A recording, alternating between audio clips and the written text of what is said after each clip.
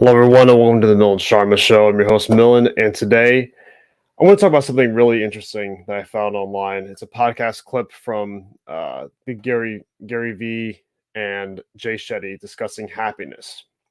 And I just want to share with you guys, it's the first time I'm doing a live stream regarding sharing a screen and all that. So we'll see how it goes, but I just want to share some clips about it and react to it for you guys. I think it's a really important message, so here it goes. Let me share my screen and we will get right into it. Okay.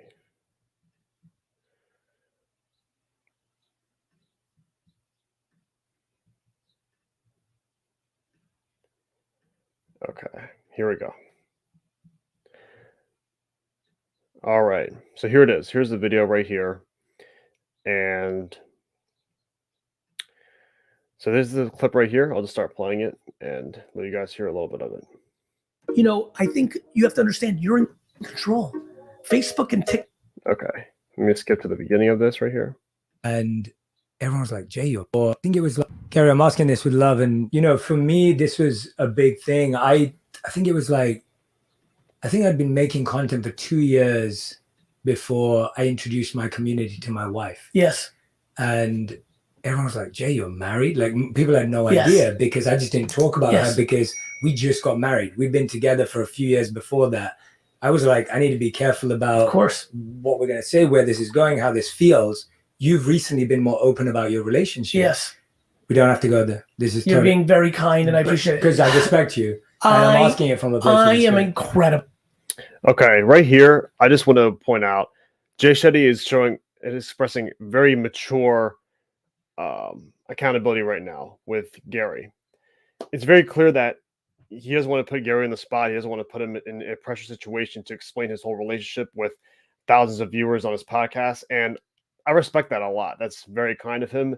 I think so many people, a lot of interviewers and a lot of people try to get out a lot of information from their guest in a way that's uncalibrated, in a way that's a very high pressure, high tense circumstance. And it puts the other person in a very difficult situation because, for one thing, people want to feel like they are expressing their viewpoints in their life in a way that they want to do that, not in a way that puts the interviewer in a circumstance where they're putting so much pressure on the other guy. So I think Jay did a great job with this. But let's continue. Probably private, as you know, and the world knows. Because I'm going through a transition in my life, I felt like it got to a place where it was not sustainable for me to be 100% private. And so I've been a little more public. It is something that I'm desperately not interested in. Even the part we just talked about with my kids, like it's not somewhere I want to go. I don't want to go. I don't want to talk about my kids. I don't want to talk about my personal. We can call it. No, I want you to keep this. Okay. And I'll tell you why. I want to remind people you're in control. Yeah. It's incredibly important and appropriate. And I appreciate, especially being very cordial for people to ask and things of that nature. But I want to remind people they're in control. Yeah. I want to provide value and put out things in my professional career. I'm incredibly private and feel that the world is entitled to what you give it. So when I watch people get upset when people get into their business, I'm like, you're giving them your business. By the way, you're leveraging your business. I think Gary makes a fantastic point here because so many people complain about people talking about themselves or people maybe objectifying themselves, maybe discussing their personal life. But in reality, you have a lot of control on what's on the internet, what you project out there. Your Instagram profile, Twitter, Facebook, TikTok, Snapchat, and the million other accounts that you have control over what you're posting, over what you're actually putting out there. And I think so many people don't realize that when you're putting something online, you are in hence stating that this is me, this is how I identify, this is part of my identity. And when people do that, they attach your online identity with whatever you state, with whatever you say. And I think that's a huge point that many people forget. So for example, if I post something about my grandmother or my mother online, and people are talking about, oh, like Milan's mother is this, she's that, she's this skin tone, she really takes him here. Why is she going with him to the park? Anything, etc. I should expect that because I'm putting myself in a situation where she is in discussion and where she's in people's heads because she sees me with her. So I shouldn't be upset if people are talking about my mother because I put her in the limelight. I put her on my Instagram feed where hundreds of people can see. So I think this is such a key point that Gary makes, that we have control on who we put online, who we put in our profile, and we should own that. Want to leverage nor give my personal life to the world. I don't think that's the right way. By the way. I just think it's my way. So the reason I have a little bit to what you're referring to is it became not sustainable because it's been a long time, and I was in a transit, it was the appropriate time. And I needed to just get some context out there, but it's not where I'm going to go. And that's what I was more interested by. To me, it's not. Listen, us being together, my brain goes into maximize the value at the highest levels because we have the opportunity to, for as many people are listening. The takeaway there from my perspective is you're in control. You have a learning disability and you want to share it, mazel tov. You don't, great. It took me back to something less serious. It took me 15 years of public life to say I'm not candorous, and it's hurt me in my personal life and it's hurt me in my business life. You get to share what you want to share. And I think people should be careful of what they share. You share your abs as you're a good shaped dude, people are gonna talk about your body for the rest of your life. But you did that. You're gonna show your kid all the time, they're gonna talk about that. Relationship, they're gonna talk. You're giving the world permission. I prefer not to give the world permission because that's a sacred place for me. I think Gary makes a great point here as well, because not only are you giving the world permission to talk about these certain subjects in your life, but by doing that, you allow these subjects to revolve around you. That's why I make my relationships private, and that's why I make my family private on my online profiles, because they don't need to see that part of my life. They don't need to see that part of my life. They can see my accomplishments, what I do, but they don't need to see a part of my life where it revolves around my personal life or my family, etc. I think Gary makes a great point here in that another thing he states is like when you're sharing something about your story, your life story, or whatever it is, that should only be talked about if you want to talk about it. And I think Gary makes a fantastic point, and this is why I like how Jay Shetty hosts this podcast, because he doesn't put things where he doesn't say, "Oh, Gary, what's your wife like? What's your kids? How are your kids growing up?" He allows, or Jay doesn't say that. He allows Gary to bring that up himself if he would like to. And I think so many people outside of podcasts, so many people don't allow the other person the opportunity to share their own story the way they want to share it. They want to interject and they want to kind of be a sponge and squeeze out as much information as possible from the other person, when in reality, if you have a genuine connection with somebody, they're going to want to share that with you regardless. I think that's a great point here. Just wanted to share that. Even look at my mom. She, the greatest gift I could give to the world is my mom to the world. The greatest. She's alpha me. She's more experienced. She's a different perspective. As a mom, she doesn't want it. The end. Right? I thought my dad and mom would be reverse. My dad, I never thought would love the limelight so much. But so I think if you're listening right now, please, if you're not going on social media because you have a skeleton in your closet, you have a disease, you have a bad, situation, you're like me and grew up in a family where personal life is private. That's, I think, in Russia, that was people would go to jail if anybody knew anything about you. So I think it ingrained in my parents, which then ingrained in me and my sister and brother, we're private that way. I think you have to understand you're in control. Facebook and TikTok and podcasts and YouTube don't make you do anything. They don't make you do anything. And I just want to clarify on this point that Gary makes. That's the beauty of YouTube, Instagram, TikTok, Snapchat, etc.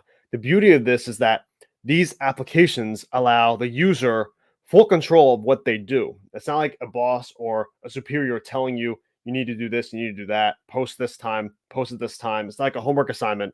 It's rather you have a choice. You have control over what you post, when you post it, how often you post.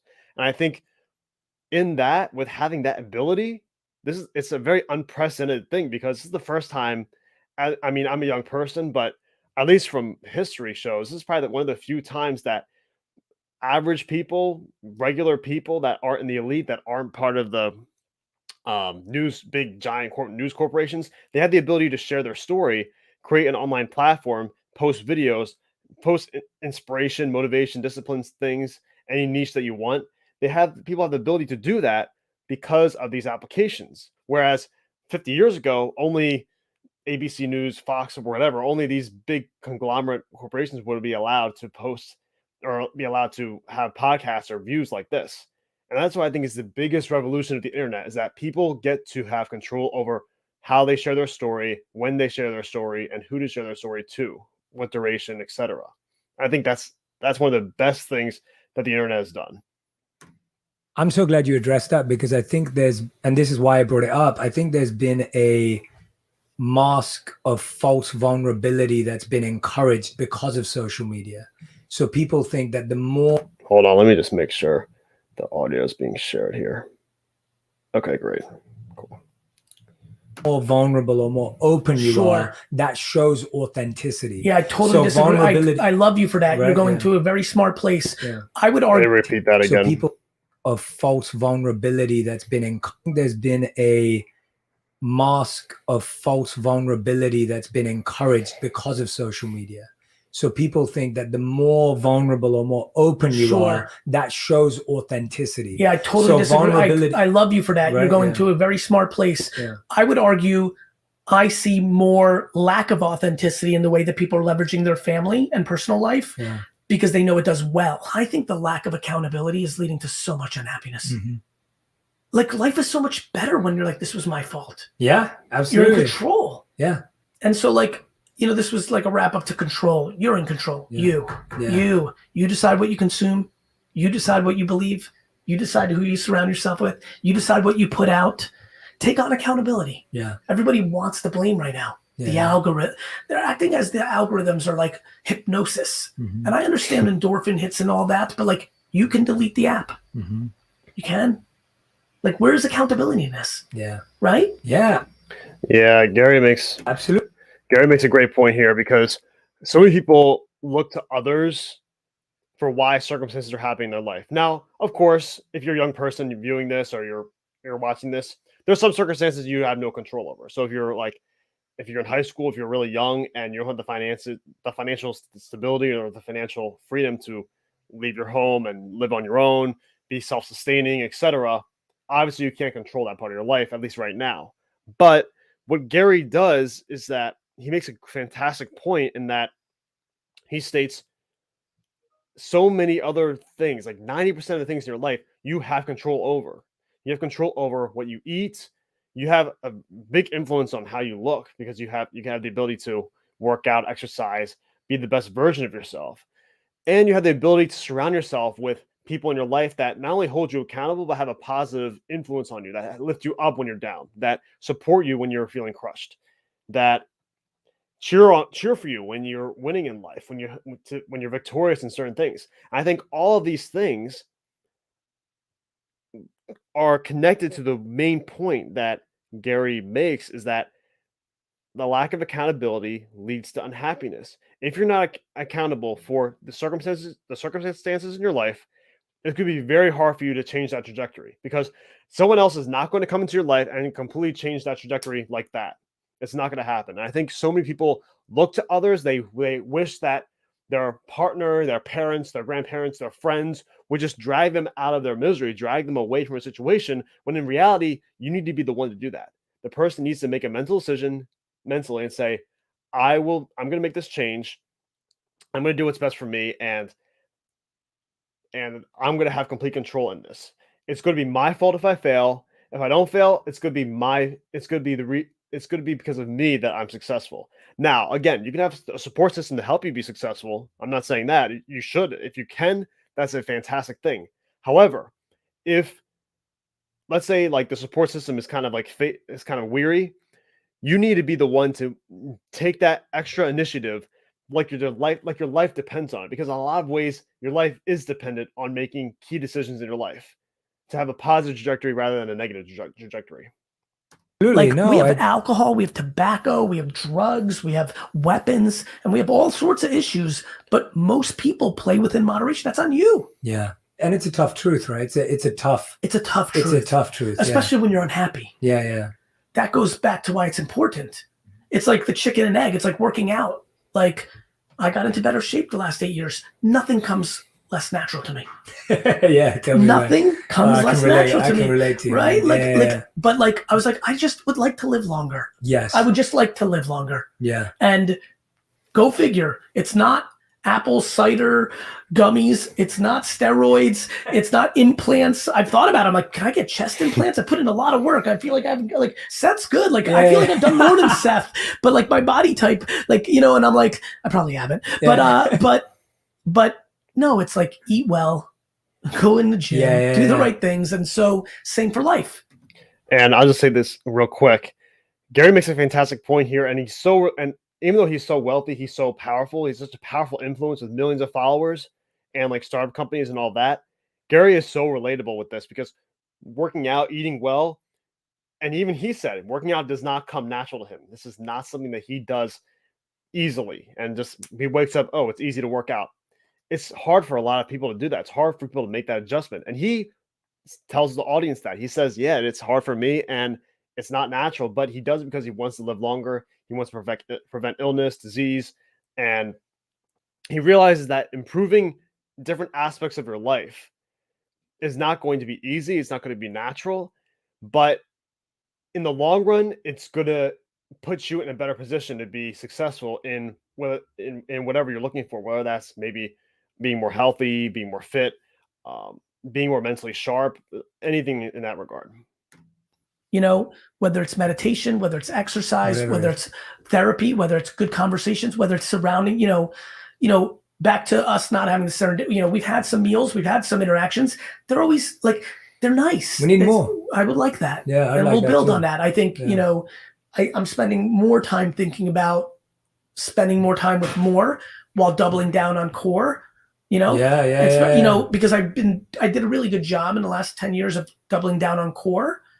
But I think being as busy and I love what I do, I really do want to build out more of a friend network. I want to take more people from lightweight acquaintance to solid acquaintance. I want to take people from acquaintance to friend, from friend to best friend. And so I'm on a journey like everybody else, but I think that, I think, believe it or not, and this is going to sound so crazy for so many, the world actually has so much potential for everybody listening to be the best time to be alive. Medicine and technology, and there's so much, but we're caught right now. It's like a hamster wheel. We're in the momentum of focusing on, the bad. Yeah. This is such, excuse me. This is such a great point that Gary makes here, because so many of us, and I've been caught in this too, and I'm sure you have if you're watching this, you're caught in this idea of constantly looping over the negatives in your life, looping over what you don't have, looping over what you missed out on, what you don't have, what you could be experiencing but you're not because your friends are doing it or your peers. And so many people are caught up in this when if you take a step back and you observe everything that's going on, you realize that there's actually a lot of people that are experiencing what you're experiencing. You're not the only one in the world that has these sad or unfortunate circumstances. There's many people that have these circumstances. And the fact is, if you take a step back and look into it, and it's like, okay, you humble yourself and you're like, all right, I'm grateful. You have a state of gratitude rather than negative blaming type of energy when you're like, okay, this is tough circumstance I'm in, but I'm grateful for this struggle because I'm going to be more resilient.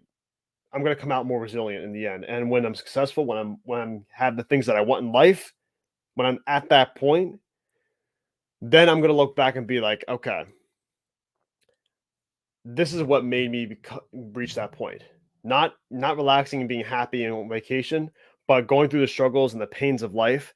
That's what made me reach the peak and become successful in whatever that is, where, financially, physically, relationships, whatever that is for you. But you're going to look back and realize that this is why it happened. Overcoming failure, overcoming negative things is one of the biggest motivations and one of the biggest reasons how people become successful. It's not because you become successful overnight or these like quick rich schemes or whatever. It's a process. And I think Gary makes a fantastic point here. And that in this time today that we live in, we have at least me living in the United States, we have a lot to be grateful for because there's not an ongoing war. There's not a country that's coming to attack us. We're not in a famine. We um, we have access to a lot of things online. We have access to so many free sources, so much knowledge, so much education, so much entertainment. We're able to connect with people from around the world. I have family back in a different country. I'm able to call them whenever I want and talk to them clearly, thousands of miles away. I mean, that's unbelievable to me that we live in a country. We live in a world where this is possible. Medicine, advances in medicine, where people are living longer than ever before. There's so much that we can take from the world and we can take from living in modern day as a positive thing. And of course, there's negative things like relationships are very difficult to come by nowadays. Like in the United States and the Western world, there's a lot of negative things with it, like divorces, etc. There's many negative things. However, people don't see some of the positives that are going on right now, and there's a lot to be grateful for, and there's a lot to look forward to, despite the negative emotions that are tied to news events, because the news is so tied to seeing, oh, okay, this is a negative event. Let's play this video 10 times so it gets more views and whatever. So if you're not caught in the hysteria of fear and anxiety and just anxiousness of what's going on, there's a lot to look forward to. And I think there's a lot of opportunity. There's more opportunity than not nowadays. Yeah. And there's always bad. Yeah. The Holocaust was bad. Genocide is always going on. Genghis Khan was not a fun time to be a human. Yeah. Like, we are very bad at history. I was a really bad student, but I did well in history. But that starts with you. What are you going to do about it? Because right now everyone's like pointing and feels like it's on someone else. Yeah. It starts with ourselves. I mean, when you said that and you brought up the Holocaust, I recently read Edith Eger's book, The Gift. She lived through the Holocaust and she had that mindset in the Holocaust. So she said the only way she got through it is she realized that she wasn't a prisoner, that the only prisoners were the guards because they were prisoners of their own conscience. Unbelievable. That was her mindset. She's right. And she's like over 90 now or even older. And it's like, it's just phenomenal that her, Viktor Frankl, who wrote Man's Search for Meaning, these two phenomenal books, if anyone hasn't read them, like they had that in that scenario. Well, that's the point I always make to everybody. Like, the only thing that works for me is trying to contextualize moments in time. Yeah. And our great grandparents had it rough by comparison to the way we have it. And sure, they had some things that were better on simplicity, but we must choose optimism because what's the alternative? Yeah. Pessimism? Like, are you just going to decide? Because once you decide, where are you? Once you decide it's bad, it's actually bad. And so one of the things that makes me very passionate to communicate is practical optimism, or the fact that I believe negativity is much better at marketing than positivity. Oh, for sure. I feel a huge sense of responsibility. Yeah, Gary makes a great point here with what I just said earlier. Like the news and how it's functioned today, it's way more. It's way easier to market a negative atmosphere, an atmosphere of fear revolving in people's heads, because that's what gets people more on their phones. That's what creates more angry emotions. That's why social media sites such as Facebook, they shape the algorithm in a way to stir up negative feelings, emotions of anger, resentment, all these things, because that's what keeps people on the app. So if you take a step back, you realize that this is all a game, how these applications work. And these applications are great if you control it. If you don't allow it to control you, then it's a fantastic way to share your viewpoints, share stories, and post whatever you like to with friends and etc. But yeah, that's my point. But yeah, I guess I'll just say this real quick. Negativity is so much easier to market, and it's a shame. It's sad that people will do that. The news companies will do that, but that's what brings in more ratings, and that's their business model. And it's up to us to decide, okay, yes, that's a very scary thing that's going on in the United States or wherever around the world, but it's up to me and it's up to you to turn on the TV, to rewatch that, to let that affect you at a deeper level. And like Gary said, you have control. You can delete the app. You can cancel the cable. You can do actions to not put yourself in a situation where you have to watch these things. What has become, out of all the things you've pursued, because I'm guessing at different stages in your life, and anyone who hasn't heard, I've interviewed Gary twice before, so you can go back and listen to those. You've pursued different things at different times. And every time I meet you, it's a really, what I love about it is that there's so much growth and acceptance and embracing of this new you. Every time we talk, I feel like I'm talking to a even more self-aware human, which is a really fun feeling when you're checking in with someone in this way. And so I go, what have you found currently to be the most worthy pursuit?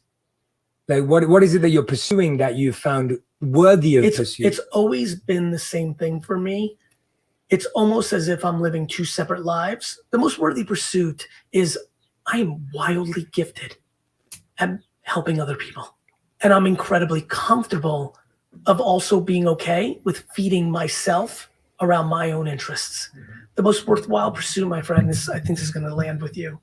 Wait, before I get into that, I had to say, let me play this again because this is a key point that so many people need to hear right here. Incredibly comfortable of also being okay with feeding myself around my own interests. This is huge because so many people want to be like, we're taught at a young age to be selfless, to give to others, help others in need, etc. And doing so isn't a bad thing. I'll make that clear. Helping others in need, serving others, volunteering, all these things are fantastic ways to serve the community. However, there's a lack of excuse me, there's a lack of awareness when people don't look at within themselves and see how they can improve their own lives. They're always looking to help others, serve others, but with what Gary is saying, he's not afraid to feed himself for his own interests. He's not afraid to do what's best for his life and not be embarrassed, not be ashamed by it. When other people may think, oh, why is he doing this? This is really strange. So for example, with me making the YouTube channel, right now it's a small channel, and some people are like, oh, like what, there are some doubters, like this isn't going to be successful or whatever.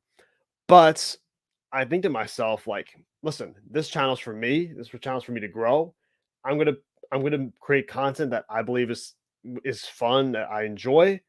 You can take it or leave it, and that's how I live my life. And so many people are caught up in the idea of other people's opinions and thoughts on how they live their lives, when I think it should be the other way around. I think you should look within yourself, see what works for you, and do so accordingly. If you have some advisors, you have some mentors that have a way of life that may be beneficial for you, then you listen to them, as long as it's aligned with your goals. But if it's a friend or a peer from years ago saying, oh, I don't know if you should do this, or like you're gonna suck at this or whatever, it's just negativity. It's not good. It's toxic energy, and it shouldn't be a focal point in your life. But let's continue this. The most worthwhile pursuit, my friend, I think this is going to land with you, is the continuous balance beam that I walk on that is called equal parts selfish and equal parts selfless, and refining that skill set. And I think in the 3 times, if I may, off of your analogy, I think the beam is getting thinner and I'm still walking it. You know? Maybe the first time we met, it was like an Olympic beam or a high school beam. Maybe the second time was, my hope is that as I continue to go, I'll be on a tightrope across Manhattan and walk it easily, because me playing my game of entrepreneurship gives me so much energy that I'm able to deploy it in a positive manner at scale. And I find it fascinating. And so that is what I continue to go after. I love that. Gary, 40 minutes with you feels like. Yeah, I mean, so that was a clip right here. And I just wanted to share that with you guys because Gary V and Jay Shetty do a great job with allowing they both do an excellent job. Gary is an excellent guest. Jay does a great job of not interrupting him while he's speaking. And I think so many podcast hosts, they interrupt each other all the time. And it's becomes a show there's so much noise, there's so much trying to take out information and just like kind of put a lot of pressure and take it out of them when really they allow them to freely speak about this. And I think the subject is so key because the lack, and I'll read the title again of this video because it's so fascinating. The lack of accountability leads to unhappiness.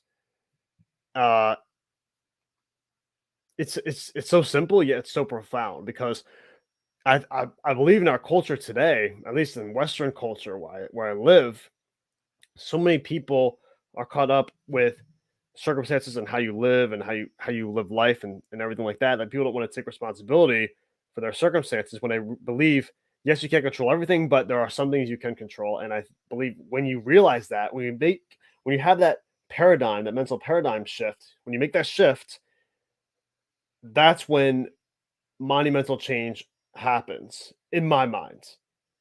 Now, that's my opinion. Those are my thoughts.